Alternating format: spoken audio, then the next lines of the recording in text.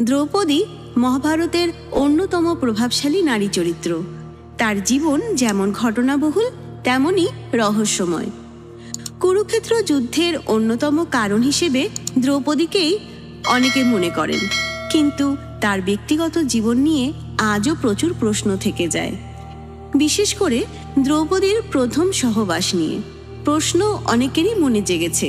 পৌরাণিক কাহিনীতে এই বিষয়টি নিয়ে বিভিন্ন মতামত রয়েছে। আজ আমরা সেই প্রশ্নের উত্তর খোঁজার চেষ্টা করব। দ্রৌপদী কার সাথে প্রথম সহবাস করেছিলেন? ইতিহাস ও পৌরাণিক কাহিনী থেকে তথ্য নিয়ে আমরা বিশ্লেষণ শুরু করছি এবং দ্রৌপদীর জন্মকথা থেকে শুরু করছি। মহাভারত কথা অনুসারে এটা বলা হয় যে দ্রৌপদীর জন্মের আগে তার পিতা রাজা দ্রুপদের সাথে গুরু দ্রোণের বন্ধুত্ব ছিল। দ্রুপদ এবং দ্রোণ এক আশ্রমে বড় হয়েছিলেন। তারা খুবই ঘনিষ্ঠ বন্ধু ছিলেন।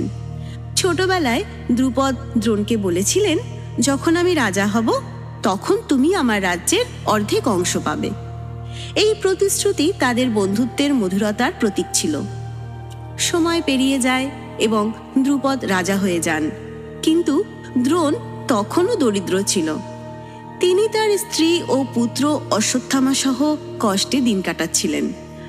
দ্রোণ তখন দ্রুপদের দেওয়া প্রতিশ্রুতির কথা মনে করে তার কাছে সাহায্যের জন্য যান, কিন্তু রাজা দ্রুপদ ক্ষমতার অহংকারে গুরু দ্রোণকে অপমান করেন এবং বলেন, বন্ধুত্ব সমানদের মধ্যে হয়।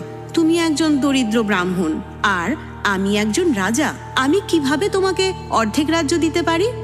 এই অপমান গুরু দ্রোণ সহ্য করতে পারেননি। তিনি প্রতিশোধ নেওয়ার সিদ্ধান্ত নেন। পরে তিনি কৌরব ও পাণ্ডবদের অস্ত্র শিক্ষা দেন এবং অর্জুনকে নিজের সেরা শিষ্য হিসেবে গড়ে তোলেন। অর্জুনের সাহায্যে গুরু দ্রোণ রাজা দ্রুপদকে পরাজিত করেন এবং পাঞ্চালের অর্ধেক রাজ্য দখল করেন। কিন্তু রাজা দ্রুপদ এই অপমান ভুলতে পারেননি এবং দ্রোণকে পরাস্ত করার জন্য একটি মহাশক্তিশালী সন্তান পাওয়ার সংকল্প করেন। এরপর যজ্ঞের মধ্যে আহুতি দিতে দিতে রাজা দ্রুপদ এক পুত্র সন্তান ও কন্যা সন্তানের কামনা করলেন। এর ফলে অগ্নিকুণ্ড থেকে ধৃষ্টদ্যুম্ন ও দ্রৌপদী বেরিয়ে এলেন। রাজা দ্রুপদের কন্যা ছিলেন বলে তার নাম রাখা হয় দ্রৌপদী। আবার তাকে যজ্ঞসেনীও বলা হয়, কারণ তিনি যজ্ঞের থেকে বেরিয়েছিলেন। রাজা দ্রুপদ সংকল্প করেছিলেন যে তিনি এমন একজন যোদ্ধা পাত্র নির্বাচন করবেন যিনি দ্রোণ ও কৌরবদের বিরুদ্ধে প্রতিশোধ নিতে সক্ষম হবেন। এই জন্যই তিনি দ্রৌপদীর জন্য একটি কঠিন স্বয়ংবরের আয়োজন করেন। সেখানে মগধ, চেদি, কলিঙ্গ এবং হস্তিনাপুরের কৌরব ও পাণ্ডবরা এই স্বয়ংবরের খবর পেয়ে সেখানে উপস্থিত হন। কিন্তু সেই সময় পাণ্ডবরা নিজেদের পরিচয় গোপন করে ব্রাহ্মণ বেশে জীবনযাপন করছিলেন। প্রতিযোগিতা শুরু হওয়ার পর অনেক রাজা মহারাজা স্বয়ংবরের শর্ত পূরণ করতে ব্যর্থ হন।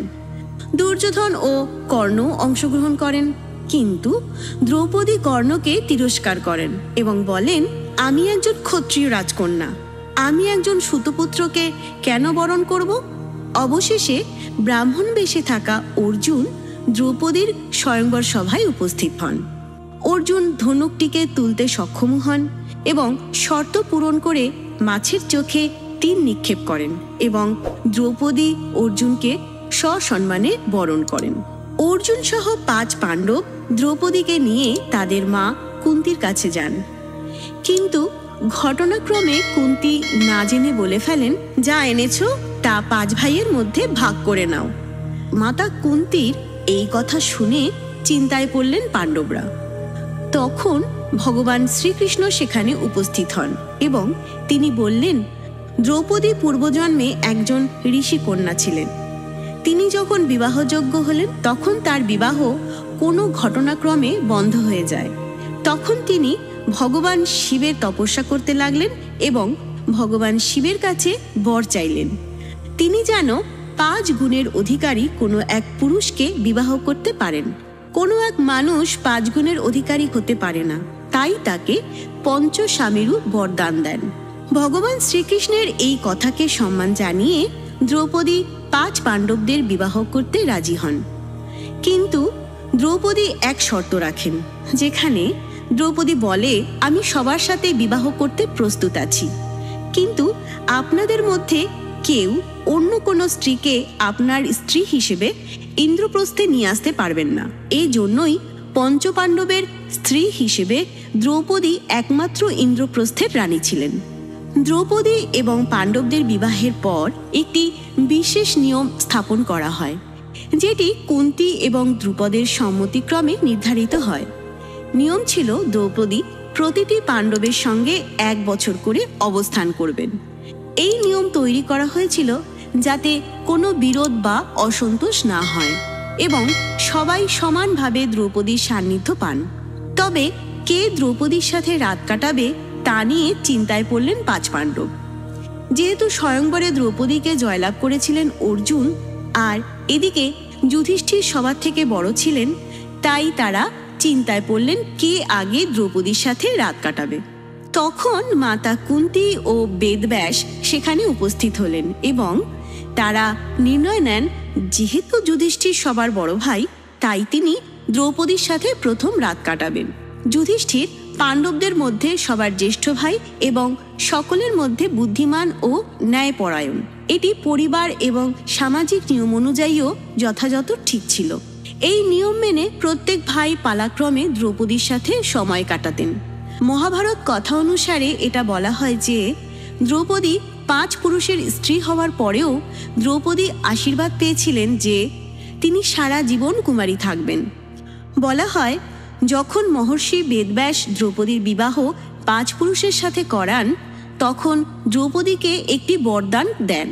যখনই দ্রৌপদী এক পাণ্ডবের কাছ থেকে আর এক পাণ্ডবের কাছে যাবেন, তখন পুনরায় তার কুমারিত্ব ফিরে পাবেন। তার কুমারিত্ব কখনোই নষ্ট হবে না এবং এই নিয়ম ভঙ্গ হলে শাস্তির ব্যবস্থা ছিল। উদাহরণস্বরূপ, কক্ষে দ্রৌপদীর সাথে যুধিষ্ঠির আনন্দে বিভোর হয়েছিলেন। ঠিক ওই দিন রাত্রে অশ্বসেন রাজ্যবাসীর উপর আক্রমণ করেন। তখন অর্জুন অশ্বসেনকে বধ করার জন্য তার গান্ডীব ধনুষ আনতে দ্রৌপদীর কক্ষে প্রবেশ করেন। যখন সে দ্রৌপদীর কক্ষে প্রবেশ করেন, তখন সে দেখতে পায় তার জ্যেষ্ঠ ভ্রাতা যুধিষ্ঠিরের সাথে দ্রৌপদী গভীর মিলনে আচ্ছন্ন হয়ে আছে। অর্জুন এইভাবে নিয়ম ভঙ্গ করে, যার ফলে তাকে 1 বছর ব্রহ্মচর্য আর বনবাসে যেতে হয়। আবারও এক মহাভারত অধ্যায় থেকে জানা যায় যে দ্রৌপদীর কক্ষে যদি কোনো পাণ্ডব একান্তে সময় কাটান, তবে তার পায়ের জুতো জোড়া সেই কক্ষের দরজার সামনে রাখতে হবে, যাতে অন্য কোনো পাণ্ডব সেই কক্ষে প্রবেশ না করে।